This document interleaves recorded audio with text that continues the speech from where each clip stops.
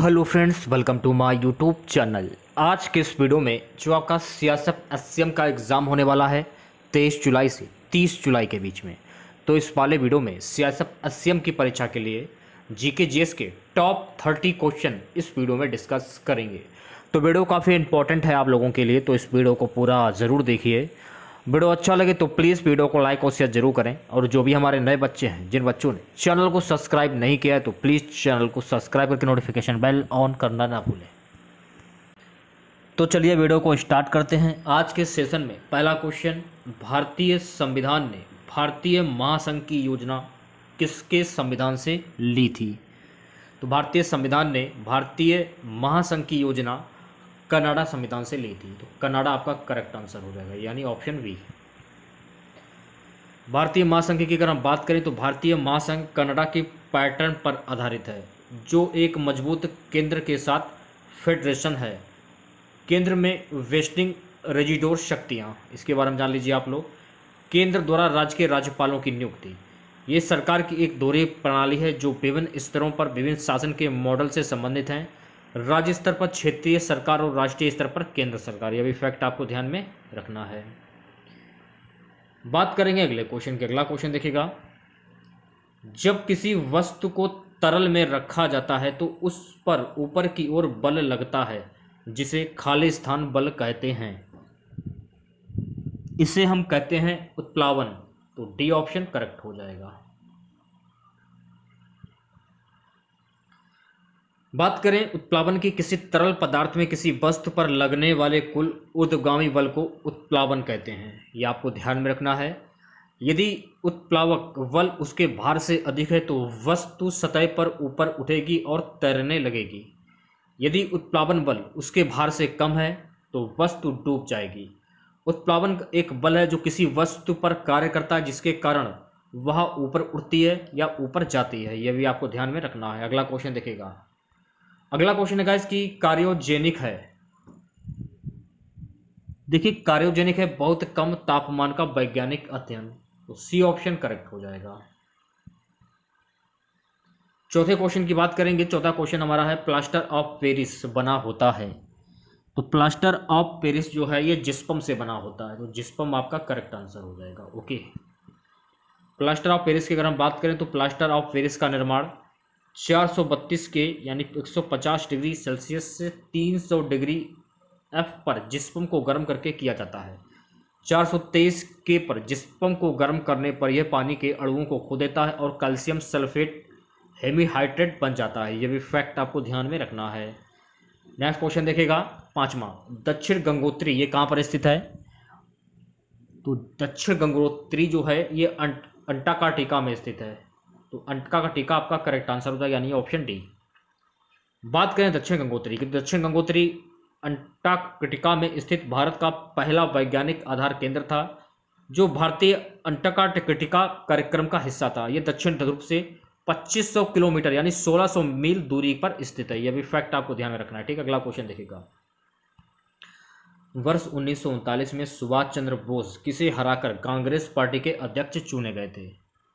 तो 1939 में सुभाष चंद्र बोस पटवी सीतारमैया को हराकर कांग्रेस पार्टी के अध्यक्ष चुने गए थे। तो पटवी सीतारमैया आपका करेक्ट आंसर हो जाएगा। 1939 में सुभाष चंद्र बोस और पटावी सीतारमैया ने कांग्रेस पार्टी के अध्यक्ष पद के लिए चुनाव लड़ा, जिसमें सुभाष चंद्र बोस को 1580 और सीतारमैया को 1377 वोट मिले। इस प्रकार सुभाष चंद्र बोस ने पटावी सीतारमैया को हराकर जीत हासिल की। सातवें क्वेश्चन की हम बात करेंगे। सातवां क्वेश्चन देखेगा, भारत में एकल नागरिकता की अवधारणा अपनाई गई है। तो भारत में एकल नागरिकता की जो अवधारणा है ये इंग्लैंड से अपनाई गई है। तो इंग्लैंड आपका करेक्ट आंसर हो जाएगा, यानी ऑप्शन ए। भारत में एकल नागरिकता की अवधारणा इंग्लैंड से अपनाया गया है। भारत में एकल नागरिकता की अवधारणा ब्रिटिश संविधान अर्थात इंग्लैंड से ली गई। ये आपको फैक्ट ध्यान में रखना है। अगला क्वेश्चन देखेगा, आठवां, एक ठोस के सीधे गैस में परिवर्तन को क्या कहते हैं? तो एक ठोस के सीधे गैस में परिवर्तन को कहते हैं ऊर्ध्वपातन। तो ऊर्ध्वपातन आपका करेक्ट आंसर हो जाएगा। ओके, ठोस से गैस परिवर्तन को ऊर्ध्वपातन कहा जाता है। ये फैक्ट आपको ध्यान रखना है। जबकि व्युत्क्रम प्रक्रिया को निक्षेप कहा जाता है। ये भी फैक्ट आपको ध्यान रखना है। ऊर्ध्वपातन अन्य चरण परिवर्तन की तरह समातापीय है। 9वां क्वेश्चन देखेगा, महात्मा गांधी ने सन 1930 में सविनय अवज्ञा आंदोलन कहां से आरंभ किया?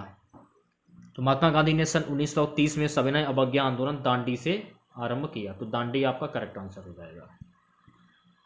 नमक सत्याग्रह महात्मा गांधी द्वारा भारत में ब्रिटिश सरकार द्वारा लगाए गए नमक कर के खिलाफ एक विशाल सविनय अवज्ञा आंदोलन था। गांधी के बाद 12 मार्च 1930 को साबरमती आश्रम से गुजरात के एक तटीय गांव दांडी तक लोगों का एक बड़ा समूह आया। अगला क्वेश्चन, संविधान के अंतर्गत भारतीय लोकतंत्र के आदर्शों को हम कहां देख सकते हैं? प्रस्तावना। तो प्रस्तावना आपका करेक्ट आंसर हो जाएगा, यानी ऑप्शन ए। लोकतंत्र की अगर हम बात करें तो लोकतंत्र के आदर्श भारतीय संविधान की प्रस्तावना में मौजूद है। प्रस्तावना भारत की सप्रभु, समाजवादी, धर्मनिरपेक्ष, लोकतांत्रिक और रिपब्लिकन राष्ट्र घोषित करती है। प्रस्तावना एक संक्षिप्त विवरण है जो भारतीय संविधान का परिचय देता है। यह भी फैक्ट आपको ध्यान में रखना है। अगला क्वेश्चन, कुमायूं हिमालय निम्नलिखित में किन नदियों के बीच स्थित है? तो ये स्थित है सतलज और काली। तो सतलज और काली आपका करेक्ट आंसर हो जाएगा। कुमाऊं की अगर बात करें तो कुमाऊं हिमालय उत्तराखंड में स्थित है और सतलुज से काली नदी तक विस्तारित है। तो कुमाऊं हिमालय में लघु हिमालय का प्रतिनिधित्व मसूरी और नागटीवा पर्वतमाला द्वारा किया जाता है। यह भी फैक्ट आपको ध्यान रखना। अगला क्वेश्चन देखिएगा, 12वां क्वेश्चन हमारा, किसके द्वारा भारत श्रीलंका से अलग होता है? पाक जल मरुस्थल से भारत श्रीलंका अलग होता है। तो वी ऑप्शन करेक्ट हो जाएगा। ओके, पाक जल मरुस्थल भारत और श्रीलंका के मध्य जल मरुस्थल है। सबसे पहले हम बात करेंगे जल मरुस्थल उद्देश्य की। देखिए, मलक्का जल मरुस्थल ये कहाँ पर स्थित है? मलेशिया तथा इंडोनेशिया में। बाली जल मरुस्थल कहाँ पर स्थित है? जावा एवं बाली में। पाक जल मरुस्थल भारत एवं श्रीलंका। वेरिंग जल मरुस्थल रूस एवं संयुक्त राज्य अमेरिका। ये सारे फैक्ट आपको ध्यान में रखने, क्योंकि यहाँ से एक क्वेश्चन आपके हर शिफ्ट में पूछा जा रहा है। नेक्स्ट क्वेश्चन देखिएगा गाइस, 13वां क्वेश्चन हमारा है, भारत के किस प्रदेश की सीमाएं तीनों देशों क्रमशः नेपाल, भूटान एवं चीन से मिलती हैं? सिक्किम। तो सिक्किम आपका करेक्ट आंसर हो जाएगा, यानी ऑप्शन डी।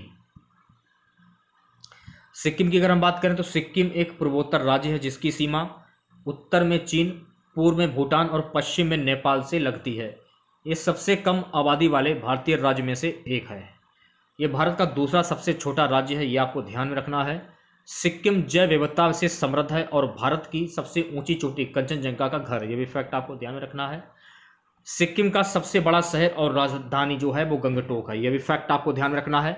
और 2011 की जनगणना के अनुसार इस राज्य की वयस्क साक्षरता दर पुरुषों के लिए 82.2% और महिलाओं के लिए 76.43% थी। 14वां क्वेश्चन देखेगा, भारत के निम्नलिखित राज्यों में से किसके 3 तरफ से अंतरराष्ट्रीय सीमाएं हैं? त्रिपुरा आपका करेक्ट आंसर हो जाएगा, ऑप्शन सी त्रिपुरा। 15वें क्वेश्चन की बात करेंगे। 15वां क्वेश्चन देखेगा, गांधी जी खादी को किसका प्रतीक मानते थे? तो गांधी जी खादी को आर्थिक स्वतंत्रता का प्रतीक मानते थे। तो आर्थिक स्वतंत्रता आपका करेक्ट आंसर हो जाएगा, यानी ऑप्शन वी। सो गाइस, अगला क्वेश्चन, निम्नलिखित में से कौन सुमेलित नहीं है? आइसोहेलाइन बर्फ वर्षा, सी ऑप्शन करेक्ट हो जाएगा। ओके, बढ़ते हैं नेक्स्ट क्वेश्चन की। अगला क्वेश्चन देखेगा, क्वेश्चन गाइस कि एटम में न्यूट्रॉन की खोज किसने की थी? तो एटम में न्यूट्रॉन की खोज जेम्स चैडविक के द्वारा की गई थी। जेम्स चैडविक आपका करेक्ट आंसर हो जाएगा। 1932 में चैडविक ने एक उप परमाणु कण की खोज की जिसमें कोई चार्ज नहीं और जिसका द्रव्यमान प्रोटॉन के बराबर था। इसे अतः न्यूट्रॉन नाम दिया गया। न्यूट्रॉन हाइड्रोजन को छोड़कर सभी परमाणु के केंद्र में मौजूद होते हैं। यह भी फैक्ट आपको ध्यान रखना है। जैसे कि इलेक्ट्रॉन की खोज किसने की थी? तो इलेक्ट्रॉन की खोज जो है यानी आविष्कार जे थॉमसन ने किया था। और प्रोटॉन की खोज गोल्डस्टीन ने किया था। न्यूट्रॉन की खोज जेम्स चैडविक ने किया था। तो ये सारे फैक्ट आपको ध्यान में रखने हैं। अगला क्वेश्चन देखिएगा 18वां, निम्न में से किस राज्य की सीमा बांग्लादेश की नहीं मिलती है? बांग्लादेश से नहीं मिलती है। तो देखिए, मणिपुर की सीमा जो है बांग्लादेश से नहीं मिलती है। तो मणिपुर आपका करेक्ट आंसर हो जाएगा, यानी ऑप्शन सी। मणिपुर की अगर हम बात करें तो मणिपुर बांग्लादेश के साथ अपनी सीमा साझा नहीं करता है। साथ ही अरुणाचल प्रदेश बांग्लादेश के साथ अपनी सीमा साझा नहीं करता। यह भी फैक्ट आपको ध्यान रखना है। त्रिपुरा पश्चिम बंगाल और मेघालय बांग्लादेश के साथ अपनी सीमा साझा करते हैं। असम और मिजोरम भी बांग्लादेश के साथ अपनी सीमा साझा करते हैं। भारत बांग्लादेश के साथ सबसे लंबी सीमा साझा करता है, ये भी फैक्ट आपको ध्यान रखना। अगला क्वेश्चन देखेगा भाई, निम्नलिखित में से किस अधिनियम द्वारा भारत में प्रांतों की स्वायत्तता प्रदान की गई थी? भारत सरकार अधिनियम 1935, सी ऑप्शन करेक्ट हो जाएगा। ओके, 20वां क्वेश्चन देखेगा गाइस, निम्नलिखित में से किस तत्व को मिट्टी के तेल में सुरक्षित रखा जाता है? इस क्वेश्चन का सही जवाब हो जाएगा सोडियम, ऑप्शन ए। 21वां क्वेश्चन देखेगा गाइस, निम्नलिखित में से कौन सा पदार्थ पृथ्वी पर प्राकृतिक रूप से पाया जाने वाला सबसे कठोर पदार्थ है? हीरा आपका करेक्ट आंसर हो जाएगा, ऑप्शन डी हीरा। हीरा की अगर हम बात करें तो हीरा जो है ये 3.35 से 3.53 ग्राम सेमी स्क्वायर के घनत्व के साथ कार्बन का एक अपरूप है। हीरा सबसे कठोर होता है और इसमें उच्चतम तापीय चालकता होती है और यह सभी ज्ञात पदार्थों में सबसे कम संकुचित होता है।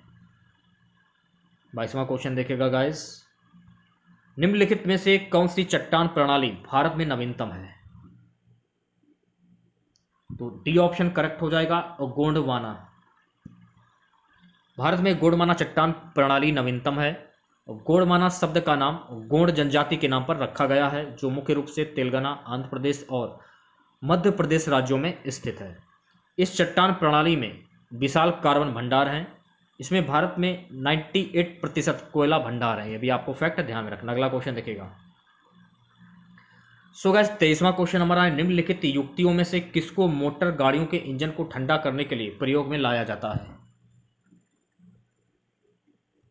रेडिएटर, सी ऑप्शन करेक्ट हो जाएगा, रेडिएटर। कारों तथा अन्य गाड़ियों के इंजन को ठंडा करने के लिए कोई उपकरण ना होकर एक तरल पदार्थों उपयोग में लाया जाता है जिसे कोलेंट कहते हैं। यह हरे रंग का होता है जिसमें गर्मी सोखने की अत्यधिक क्षमता होती है। वैसे कूलेंट की जगह पानी का भी उपयोग किया जा सकता है। नेक्स्ट क्वेश्चन देखिएगा, प्रथम केंद्रीय विधानसभा का गठन कब किया गया था? तो देखिए, प्रथम केंद्रीय विधानसभा का जो गठन है ये किया गया था, ये वर्ष 1921 में। 1921 आपका करेक्ट आंसर हो जाएगा। देखिए, इस क्वेश्चन में आपको एक बात ध्यान रखनी है कि मान लीजिए इसमें दिया जा रहा है रेडिएटर और कूलेंट, तो देखिए इसमें रेडिएटर अगर हो तो आप इस पर भी टिक कर सकते हैं, और मान लीजिए कूलेंट तो कूलेंट पर भी आप टिक कर सकते हैं। तो प्रथम केंद्रीय विधानसभा का गठन कब किया गया था? इसका जो गठन है वर्ष 1921 में किया गया था। ठीक है, केंद्रीय विधानसभा भारत के लिए एक व्यवस्थापिका सभा थी जो पहले सम्राटीय विधान परिषद के नाम से भारत सरकार अधिनियम 1919 द्वारा गठित की गई थी। इसे मॉन्टेग्यू चेम्सफोर्ड द्वारा लागू किया गया था। यह 1920 में गठित हुआ था। पारसनाथ पहाड़ी की ऊंचाई क्या है भाई? तो पारसनाथ पहाड़ी की जो ऊंचाई है 1365 मीटर। 1365 मीटर आपका करेक्ट आंसर हो जाएगा, यानी ऑप्शन सी। पारसनाथ पहाड़ी की ऊंचाई 1365 मीटर है। पारसनाथ एक पर्वत शिखर है जो पारसनाथ श्रृंखला में स्थित है। ये भारत के झारखंड राज्य के गिरिडीह जिले में छोटा नागपुर पठार के पूर्वी छोर की ओर स्थित है। पहाड़ी का नाम भगवान पार्श्वनाथ के नाम पर रखा गया है जो जैनियों के 23वें तीर्थकर थे। यह भी फैक्ट आपको ध्यान में रखना है। अगला क्वेश्चन देखिएगा भाई, पूर्ण स्वराज की शपथ कांग्रेस की किस अधिवेशन में ली गई थी? तो पूर्ण स्वराज की जो शपथ है गाइस लाहौर अधिवेशन में ली गई थी। तो लाहौर अधिवेशन आपका करेक्ट आंसर हो जाएगा। ओके, 31 दिसंबर 1929 को भारतीय राष्ट्रीय कांग्रेस का वार्षिक अधिवेशन तत्कालीन पंजाब प्रांत की राजधानी लाहौर में हुआ। इस ऐतिहासिक अधिवेशन में कांग्रेस के पूर्ण स्वराज का घोषणा पत्र तैयार किया गया था। पूर्ण स्वराज को कांग्रेस का मुख्य लक्ष्य घोषित किया गया। जवाहरलाल नेहरू इस अधिवेशन के अध्यक्ष चुने गए। नेक्स्ट क्वेश्चन देखेगा, महात्मा गांधी के अनुसार संसार में सबसे शक्तिशाली बल निम्नलिखित में से कौन सा है? वीर की अहिंसा। तो वीर की अहिंसा आपका करेक्ट आंसर हो जाएगा। महात्मा गांधी अहिंसा या अहिंसा के अत्यधिक समर्थक थे। उनके द्वारा चलाए गए आंदोलन सत्याग्रह के सिद्धांतों पर आधारित थे। उनके अनुसार वीरों की अहिंसा ही संसार की सबसे प्रबल शक्ति है। भारत का सबसे बड़ा कपास उत्पादक राज्य कौन सा है? तो भारत का सबसे बड़ा कपास उत्पादक राज्य है गुजरात। तो गुजरात आपका करेक्ट आंसर हो जाएगा। ओके, कपास की अगर हम बात करें तो कपास सबसे महत्वपूर्ण नकदी फसलों में से एक है और कुल वैश्विक रेशा उत्पादन का लगभग 25% है। तमिलनाडु और उड़ीसा राज्यों में भी कपास उगाई जाती है। कपास गर्म जलवायु में बढ़ती है। काली मिट्टी कपास के विकास के लिए सबसे उपयुक्त है क्योंकि बहुत अधिक नमी रहने की क्षमता होती है। काली मिट्टी नाइट्रोजन, फास्फोरस और कार्बनिक पदार्थों में खराब होती है, यह भी आपको ध्यान में रखना। अगला क्वेश्चन देखिएगा भाई। भारत कुछ उच्चतम फसल उत्पादक राज्य हैं, उनके बारे में जान लीजिए। जैसे कि भारत में सबसे बड़ा चावल उत्पादक राज्य कौन सा है? पश्चिम बंगाल। भारत में सबसे बड़ा गेहूं उत्पादक राज्य कौन सा है? उत्तर प्रदेश। भारत में सबसे बड़ा सफ़ेद सरसों और सरसों वाला उत्पादक राज्य कौन सा है? राजस्थान। भारत में सबसे बड़ा चीनी उत्पादक राज्य कौन सा है? उत्तर प्रदेश। भारत में सबसे बड़ा दाल उत्पादक राज्य कौन सा है? राजस्थान। भारत में सबसे बड़ा जूट उत्पादक राज्य कौन सा है? पश्चिम बंगाल। ये सारे फैक्ट आपको ध्यान में रखने हैं। अगला क्वेश्चन देखिएगा भाई। पोखरण दूसरा परीक्षण कब किया गया था? पोखरण में दूसरा परीक्षण कब किया गया था? 11 मई 1998 को। तो 11 मई 1998 आपका करेक्ट आंसर हो जाएगा। 11 मई 1998 को भारतीय सेना के पोखरण परीक्षण रेंज में भारत द्वारा किए गए 5 परमाणु बम परीक्षणों के सेट को पोखरण 2 या पोखरण द्वितीय के रूप में जाना जाता है। स्माइलिंग बुद्धा के नाम से जाने जाने वाले परमाणु परीक्षण के बाद जो 1974 में हुआ था, यह भारत द्वारा किया गया दूसरा परमाणु परीक्षण था। आज का हमारा सबसे लास्ट क्वेश्चन रहेगा, विद्युत उत्पन्न करने के लिए कौन सी धातु का उपयोग होता है? यूरेनियम का उपयोग होता है। तो यूरेनियम आपका करेक्ट आंसर हो जाएगा। ओके, होमवर्क के लिए मैं आपसे क्वेश्चन पूछ रहा हूँ, इस क्वेश्चन का आंसर आपको कमेंट बॉक्स में बताना है। निम्नांकित में से कौन सा सुमेलित नहीं है? ये ऑप्शन दिए गए, पर्वत शिखर महाद्वीप, किलिमंजारो अफ्रीका, माउंट मैककिनले उत्तरी अमेरिका, अल्बुर्स एशिया, अकांकगुआ दक्षिणी अमेरिका। ये तो 4 ये ऑप्शन दिए जा रहे हैं। आंसर आपको कमेंट बॉक्स में बताना है, ठीक है? कौन सा सुमेलित नहीं है ये आपको बताना है, ठीक है?